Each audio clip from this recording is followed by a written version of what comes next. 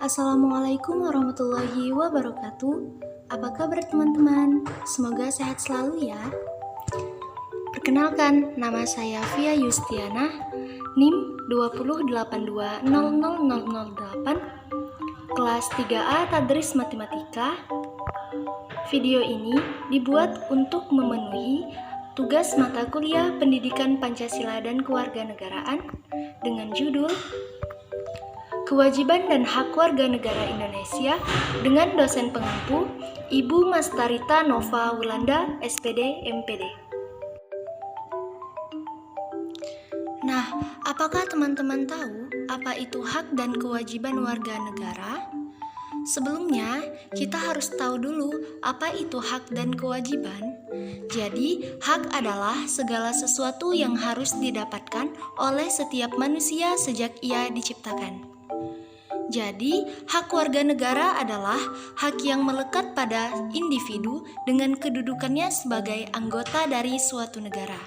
Sedangkan kewajiban adalah segala sesuatu yang dianggap sebagai suatu keharusan untuk dilaksanakan oleh seseorang. Maka, kewajiban warga negara adalah suatu keharusan individu dalam menjalankan peran sebagai warga negara. Selanjutnya, kita akan membahas apa saja contoh hak warga negara. Yang pertama, setiap warga negara berhak mendapatkan perlindungan hukum. Contoh bentuk perlindungan hukum seperti hukum perdata, hukum perdana, perlindungan anak, perlindungan wanita, dan lainnya. Yang kedua, setiap warga negara bebas untuk memilih, memeluk, dan menjalankan agama dan kepercayaan masing-masing. Nah, hal ini tercantum dalam Undang-Undang Dasar 1945 Pasal 28E ayat 2 yang berbunyi, setiap orang berhak atas kebebasan menjalani kepercayaan, menyatakan pikiran dan sikap sesuai dengan hati nuraninya. Yang ketiga, setiap warga negara berhak mendapatkan pendidikan dan pengajaran. Memperoleh pendidikan merupakan hak bagi warga negara dan negara memiliki kewajiban untuk memenuhi dan memberikan pendidikan secara merata dan seimbang tanpa terkecuali. Yang keempat, setiap warga negara berhak mengeluarkan pendapatnya.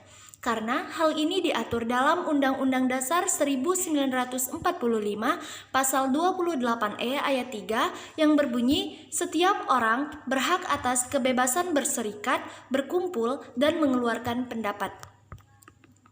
Dan yang kelima, setiap warga negara memiliki kedudukan yang sama di mata hukum di dalam pemerintahan. Nah, berarti setiap warga negara harus diperlakukan adil oleh aparat penegak hukum dan pemerintahan. Selanjutnya, contoh kewajiban warga negara. Yang pertama, setiap warga negara wajib menaati serta menjunjung tinggi dasar negara, hukum, dan pemerintahan tanpa terkecuali. Yang kedua, setiap warga negara wajib membela negara dalam upaya pertahanan dan keamanan negara. Yang ketiga, setiap warga negara wajib membayar pajak yang telah ditetapkan pemerintah. Pembahasan yang selanjutnya, problematika mengenai hak warga negara Indonesia. Yang pertama, tidak mendapatkan persamaan hukum. Hal ini sudah tidak asing lagi bagi rakyat Indonesia, karena nyatanya hukum dapat dibeli dan dibayar, sehingga orang kaya dan orang miskin itu tidak diperlakukan adil di mata hukum. Yang kedua, tidak mendapatkan pendidikan dan pengajaran yang maksimal, terutama di daerah terpencil. Terlihat jelas bahwa di daerah terpencil memiliki fasilitas sekolah yang kurang memadai, sehingga mereka yang di daerah terpencil itu banyak mengalami ketertinggalan dalam hal pendidikan. Yang ketiga, menggunakan budaya kekerasan atau main hakim sendiri kepada masyarakat karena dianggap melakukan kesalahan. Seharusnya, jika ada kasus kejahatan, jangan main hakim sendiri, tetapi harus melaporkan ke pihak yang berwajib. Yang keempat, dilarang mengeluarkan pendapat. Dan yang kelima, menangkap seseorang demi menjaga stabilitas tanpa adanya landasan hukum. Selanjutnya, problematika mengenai kewajiban warga negara Indonesia. Yang pertama, tidak menjunjung tinggi hukum yang berlaku di Indonesia. Contohnya, banyak yang masih acuh dengan hukum yang berlaku, sehingga mereka melakukan pelanggaran hak dan kewajiban sebagai warga negara itu seenaknya saja. Yang kedua, tidak menjaga kesatuan dan persatuan Indonesia. Contohnya, tidak menghargai, menghormati, bahkan menghina dan menistakan agama dan kepercayaan orang lain. Yang ketiga, tidak mematuhi peraturan lalu lintas. Hal ini banyak kita jumpai di jalan raya.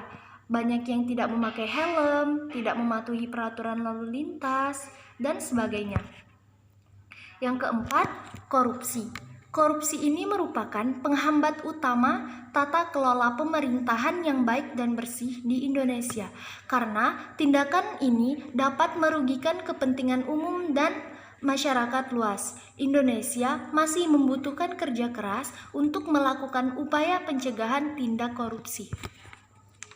Yang kelima, merusak fasilitas negara. Contohnya, mencoret-coret dinding sekolah, fasilitas umum, dan lainnya. Yang keenam, tidak membayar pajak. Padahal di dalam Undang-Undang KUP pasal 39 ayat 1 memuat sanksi pidana bagi orang yang tidak membayar pajak. Tetapi hal ini banyak dianggap remeh bagi rakyat Indonesia, sehingga tidak sedikit orang yang tidak membayar pajak.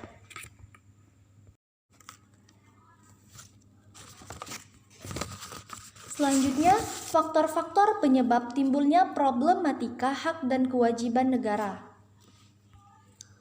Yang pertama, ketidaktegasan aparat penegak hukum.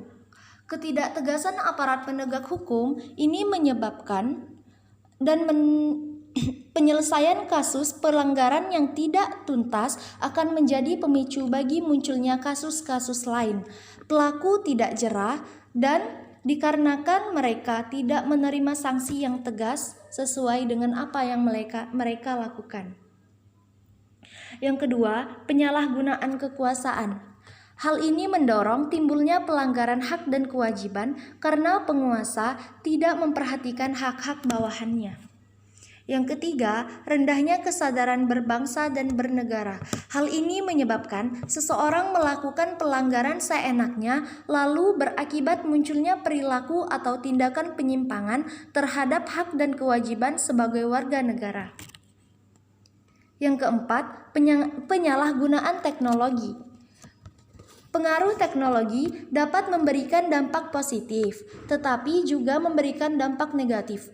Banyak kasus kejahatan, pencemaran nama baik, dan kasus-kasus lainnya yang dapat memunculkan pelanggaran hak dan kewajiban warga negara yang berawal dari jejaring sosial. Yang kelima, sikap egois atau mementingkan diri sendiri. Hal ini menyebabkan seseorang untuk selalu menuntut haknya, sedangkan kewajibannya ia abaikan.